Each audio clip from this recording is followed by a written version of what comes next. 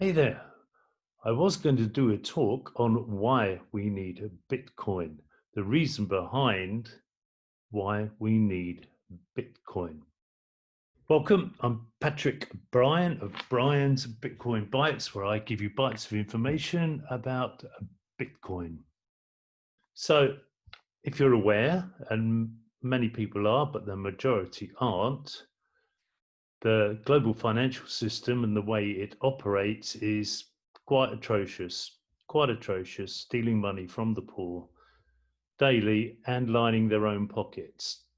I could talk about it, but I watched a video this morning from the Crypto Lark, who I follow on YouTube's channel. I'll put the link below at the end of this.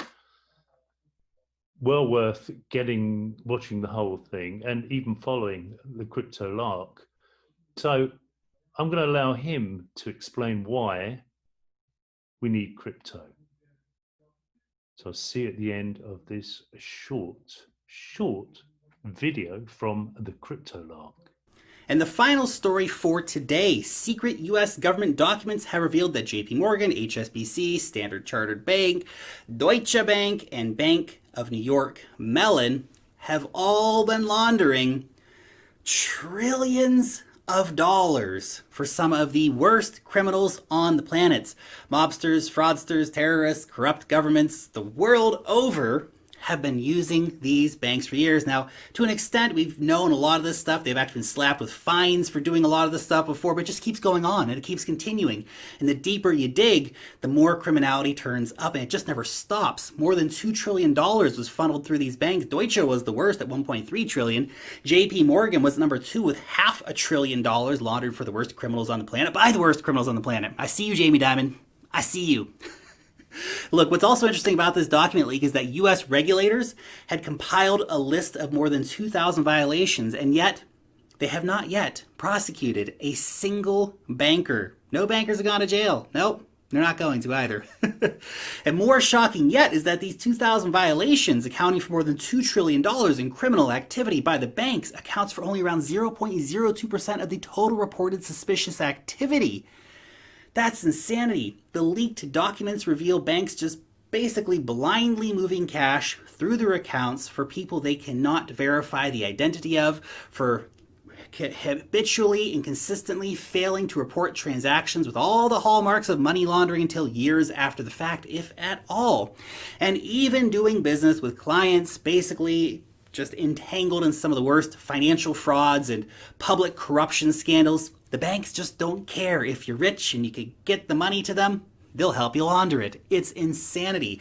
Just remember how they treat rich criminals. The next time you need to do KYC for something, or your bank says you can't buy Bitcoin because it might be used by criminals. Come on, banks. What the heck, man? Also, this really puts to bed the whole crypto's used for criminals and money launderers BS. Less than 1% of cryptocurrency transactions can be linked to criminal activity, but just the amount of criminality linked to dollars and euros and yen, it's like $1 quadrillion worth of fiat can be linked to the banks and their criminal buddies and all their money laundering and fraudulent schemes. It's insanity. And all of it's done with suits and smiles through the marble doors and a nice warm, "Yes, sir, very nice, sir, right this way, sir, we'll launder that money for you." Obviously, we wouldn't want to inconvenience any of these criminal bankers by sending them to jail. That would just be very inconvenient for them and very inconvenient for all the people that they bribe, so they don't have to go to jail. But look, if all this makes you sick, I got good news for you. There's this little orange internet coin called Bitcoin. You can opt out of these corrupt institutions. You can just buy Bitcoin and leave the corrupt system behind. This kind of brazen criminality, it cannot stand. We need a better system. Thankfully, a better system is being built with Bitcoin. It's out there. It's the tip of the spear. There's all kinds of stuff coming behind Bitcoin as well, and it's all very, very exciting. So there you have it. Quite amazing, isn't it? Absolutely amazing. How I actually envisioned this is there seems to be a wall. It runs down the middle, and on one side is traditional finances, which we've had almost 200 years of, all tipping towards lining the pockets of the rich and taking from the poor. On the other side of the wall, we have the crypto community.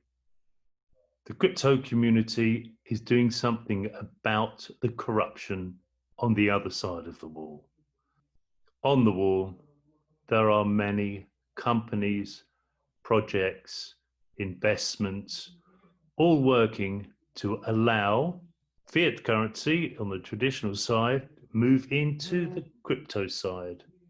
It's estimated if only 1% of all investments on the fiat side was to move over to crypto side, Bitcoin would be worth around $130,000 for one Bitcoin. At the moment, it's about 11,000.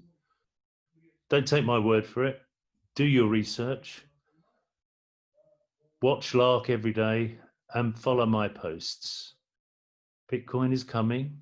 It can save us. It can empower the poor people of this planet. That's it for me. I hope you enjoyed it. I'll speak to you again soon and have a good day.